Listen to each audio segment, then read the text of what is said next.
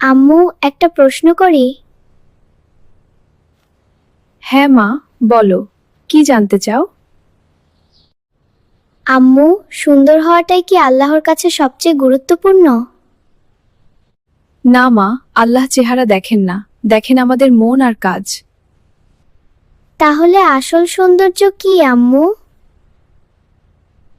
আসল সৌন্দর্য হলো ভালো চরিত্র, লজ্জাশীলতা আর আল্লাহ ভীতি। আম্মু, পর্দা কি তাহলে সৌন্দর্য ঢেকে দেয়? না মা, পর্দা সৌন্দর্য ঢাকে না, পর্দা সৌন্দর্যকে রক্ষা করে।